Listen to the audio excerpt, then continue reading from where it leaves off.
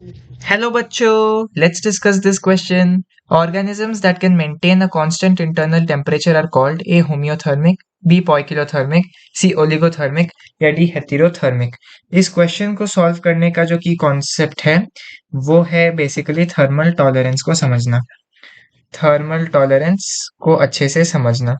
तो जब हम थर्मल टॉलरेंस की बात करते हैं कुछ टर्म्स हमारे दिमाग में आते हैं जैसे होमियोथर्मिक, जैसे पॉइकिलोथर्मिक। तो चलिए एक एक करके देखते हैं इनका मतलब क्या होता है। अगर हम देखें पहला है हमारा होमियोथर्मिक। होमियोथर्मिक ऑर्गेनिजम्स को हम एक बहुत ही कॉमन टर्म्स से डिफाइन करते हैं, वो है वार्म ब्लडेड एनिमल्स। ये वार्म ब्लडेड एनिमल्स है और ये मेंटेन करते हैं इंटरनल टेम्परेचर को। Maintain internal temperature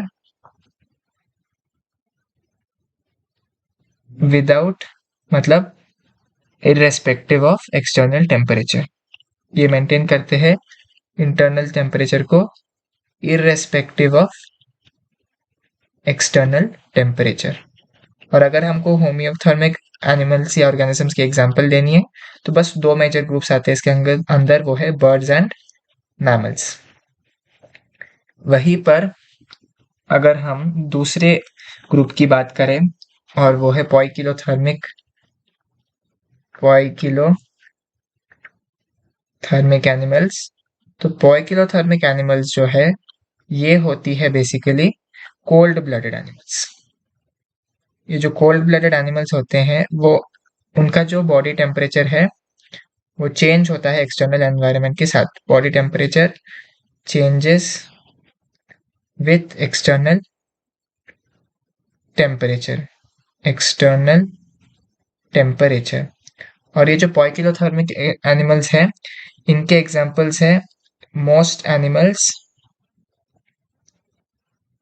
and nearly all plants. आपको पता है कि ऑलमोस्ट सारे प्लांट्स जो है वो अपना इंटरनल टेम्परेचर मेंटेन नहीं कर पाते हैं। वहां पर अगर हम दूसरी चीजें देखें, यहाँ पर दो और ऑप्शन दिए गए हैं जो कि लेसर नोन है।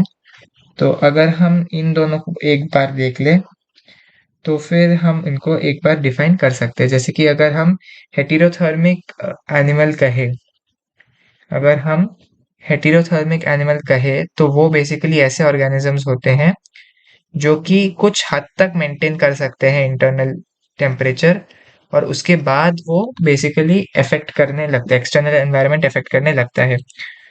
कैन हम कह सकते हैं can maintain internal temperature to an extent और उसके बाद after which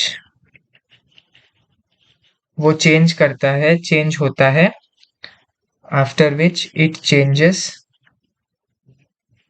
with external conditions, after which it changes with external temperature। यहीं पर अगर हम एक लास्ट चीज की बात करें वो है आपकी ओलिगोथर्मिक। ओलिगोथर्मिक एनिमल्स बेसिकली वो एनिमल्स है जो कि एक लो टेम्परेचर एरिया में लिव कर सकते हैं। ओलिगोथर्मिक होते हैं organisms capable of organisms capable of living in low temperature regions. तो ये होती है इन चारों ऑप्शंस का मतलब।